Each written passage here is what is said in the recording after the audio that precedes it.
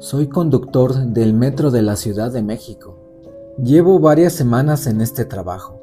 Ya me acostumbré al ruido ensordecedor de los vagones, a la vibración constante bajo mis pies y a la monotonía de recorrer los túneles una y otra vez.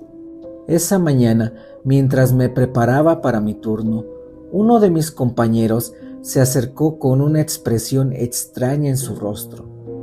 «Oye, ¿nunca has visto nada raro en los túneles?». Su tono de voz me desconcertó. Fruncí el ceño. «¿A qué te refieres?». Él me miró por un segundo y luego sacudió la cabeza. «No, nada. Olvídalo. No me hagas caso». No insistí. Los conductores suelen tener historias raras después de varios años en el metro, pero yo no creía en esas cosas. Hasta que lo vi. Esa noche, antes de terminar mi turno, el tren entró por uno de los túneles más largos y oscuros de la línea. De repente, vi una figura en medio de las vías. Era un hombre. Caminaba con calma, como si no le importara que un tren se acercaba a toda velocidad hacia él. Mi cuerpo reaccionó de inmediato. Presioné el silbato con fuerza, haciendo que el sonido retumbara en el túnel.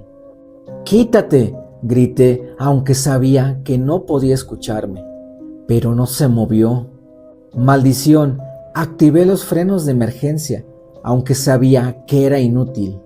A esa velocidad no había forma de detenerme a tiempo. El hombre seguía ahí, caminando. Cerré los ojos un segundo antes del impacto. Esperaba escuchar el golpe, el romper de huesos, el impacto brutal contra el metal. Pero no pasó nada. El tren siguió su curso, sin sacudidas, sin resistencia, como si nunca hubiera habido nadie en las vías. Mi respiración era agitada. Cuando llegué a la siguiente estación, apenas abrí la cabina, salté del tren y corrí al frente del vagón. Busqué una marca, alguna señal de que efectivamente había atropellado a alguien, pero no había nada. El tren estaba impecable. Me quedé helado. Lo que vi en las vías no era humano. No podía quedarme con la duda. Apenas terminó mi turno, fui a buscar a mi compañero. Lo encontré en la sala de descanso, tomando café como si nada. Cuando me vio, sonrió, pero su expresión cambió cuando vio mi cara pálida.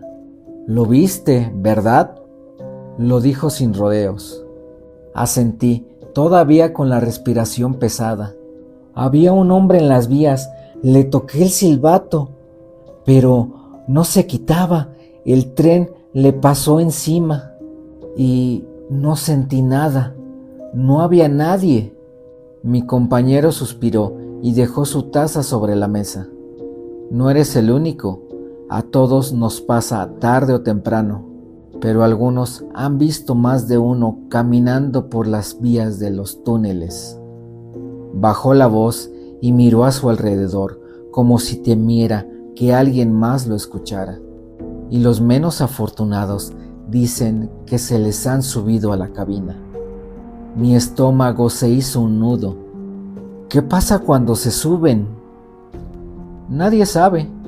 Solo te diré esto: los que los han visto renuncian de inmediato. Nunca vuelven a conducir un metro». Un escalofrío me recorrió la espalda. Salí de la sala de descanso con la mente llena de pensamientos. Intenté convencerme de que todo tenía una explicación lógica, pero en el fondo sabía que no era así. Mientras caminaba hacia la salida, me repetía una y otra vez que eso no me iba a pasar a mí. No podía darme el lujo de renunciar. Mi esposa y mis 2 hijos pequeños dependían de mí.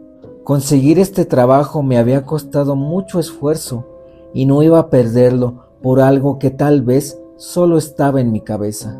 Pero en el fondo había algo que me aterraba. ¿Qué pasaría si una de esas cosas decidía subirse a mi cabina? Una semana después me cambiaron al turno de la tarde. Era mi primera noche manejando el último tren de la línea. El trayecto transcurría con normalidad, pero cuando entré en el último tramo del túnel, lo vi de nuevo. Otro espíritu. Esta vez no era solo un hombre, había más. Aparecían uno tras otro en las vías, como si supieran que iba a pasar por ahí. Eran decenas. Traté de ignorarlos, de convencerme de que solo eran sombras de mi imaginación. Pero cuando el tren los embistió, los vi dentro de la cabina. Estaban a mi lado, me rodearon en silencio.